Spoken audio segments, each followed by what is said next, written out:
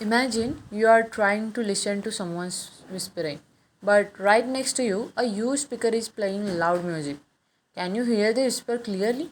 Probably not. The loud sound completely dominates the quiet sound. Something similar can happen inside a machine learning models too.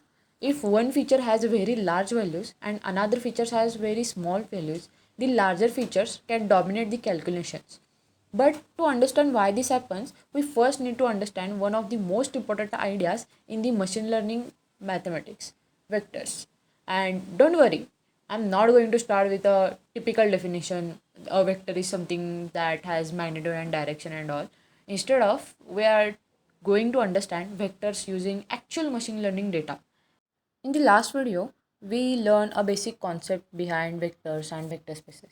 So let's see what is actually inside machine learning data.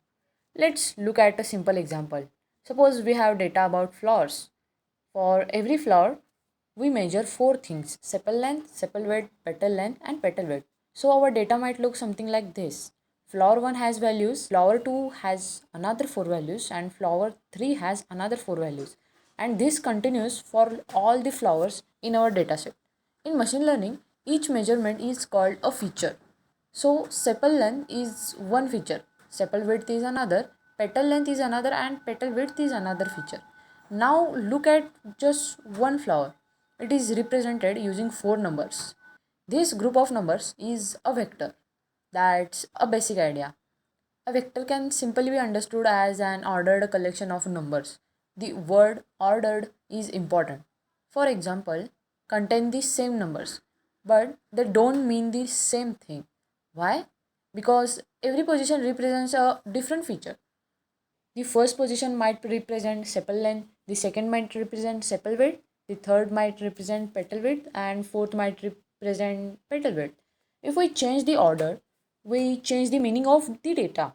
So the simplest way to think about a vector is a group of related numbers arranged in a specific order. This is the main idea behind the vectors. And in machine learning, one data sample is often represented as a vector. A student can be represented as a vector of marks. House can be represented as a vector containing area, number of bedrooms, age, and price. An image can be represented using pixel values. A user can be represented using preferences and activity idea. And so vectors are everywhere in the machine learning. Now you might ask, why do we need a special word like vector?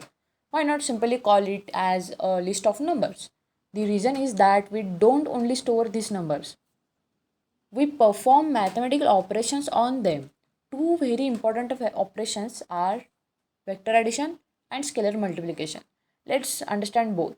Suppose we have two vectors. To add them, we simply add numbers in matching position. 2 plus 4 is 6 and 3 plus 1 is 4. That's vector addition. Now let's understand scalar multiplication. A scalar multiplication is simply one number. Suppose our vector is 2 comma 3 and we multiply it by 2. We multiply every value inside the vector by 2. So the results becomes 4 comma 6. That's the scalar multiplication. In two dimensions, we can draw vectors as arrows. Adding vectors can be visualized as combining movement. Scaling a vector can be visualized as stretching or shrinking an arrow. But here's the important part. Vectors are not limited to two dimensions or three dimensions. A flower with four features can be represented as a four-dimensional vector. A dataset with 100 features can contain 100-dimensional vectors. A modern AI system can work with vectors containing hundreds or even thousands or millions of values. We cannot easily draw those vectors, right? But mathematically, the same ideas still work. We can add them, scale them, compare them, measure the distance between them, and transform them. Now remember our example from the beginning, the whisper and the loudspeaker. So suppose one feature in our dataset has values like 1, comma 2, comma 3, comma 4. But another features has values like 10,000, 20,000, 30,000, and 40,000. In many machine learning algorithms, the second feature can have much more influence simply because its numerical values are much larger. That's one reason we scale our standardize our data. For example, in NumPy, we might write this operation can be applied to an entire dataset. Instead of changing one number at a time, vector and matrix operations allows us to process many values together. That's the one of the reason vector mathematics is so useful in machine learning. Now let's talk about what is a vector space. Now we understand the basic idea of a vector. So what is a vector space? The name sounds complicated, but the basic idea is simpler than it sounds. A vector space is a collection of vectors where certain operations work properly. Mainly, we should be able to add vectors and we should be able to multiply vectors by scalars. And these operations should follow consistent mathematical rules. For example, if I add vector A and vector B, I should still get a valid vector in same space. There should also be a zero vector, for example 0 comma 0 in two dimensions. If we add the zero vector to another vector, nothing changes. Every vector should also have an opposite.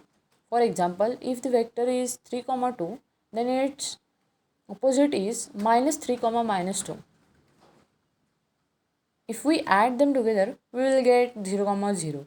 There are more formal rules in the mathematics, but the main idea is this, that a vector space is a mathematical environment where vectors can be added and scaled in consistent way. Now here's something interesting, that vectors don't always have to be simple list of numbers. For example, polynomials can behave like vectors. Functions can also behave like vectors. Why? Because we can add functions together and we can multiply a function by a number and some basic rules can still apply. This is why the idea of vector spaces is so powerful. Once we understand the rules, we can use similar mathematical tools in many different areas. Areas like data, images, signals, functions, polynomials, etc. And of course, in machine learning. Now we come to one of the most important ideas, the basis. Let's imagine a simple 2D coordinate system. We have an x direction and a y direction.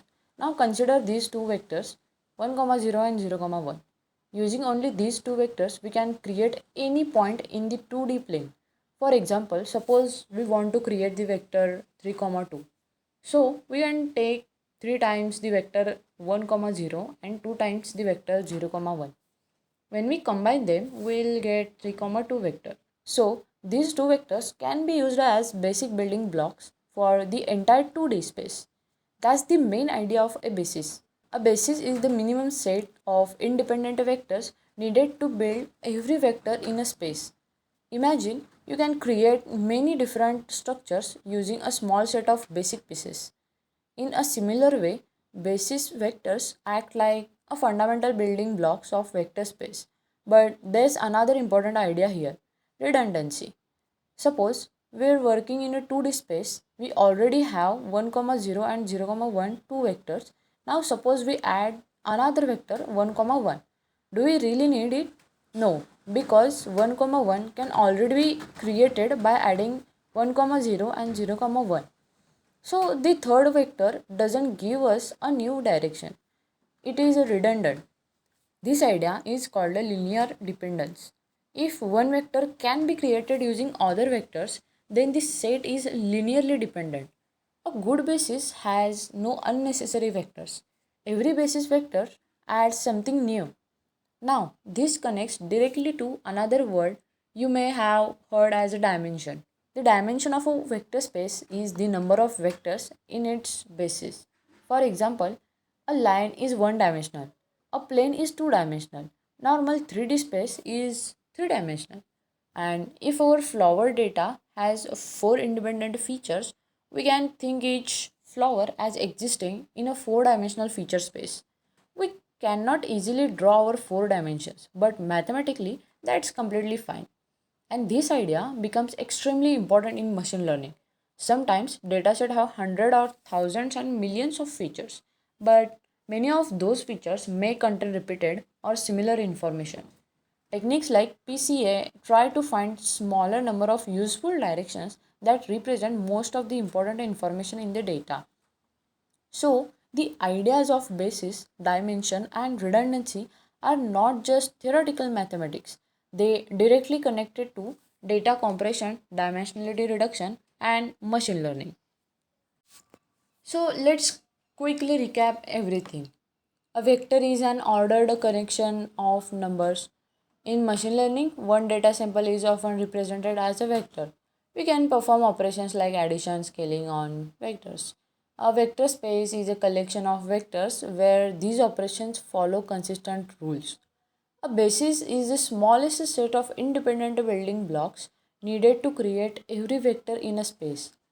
The number of vectors in a basis tells us the dimension of that space. When machine learning algorithms look at your data, then don't see flowers, houses, students, customers, or images.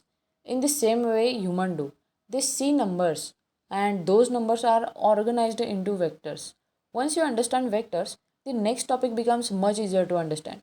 Matrices, matrix multiplication, linear transformations, and embeddings, PCA, and even neural networks. If you found this explanation useful, subscribe to channel. I'll see you in the next video.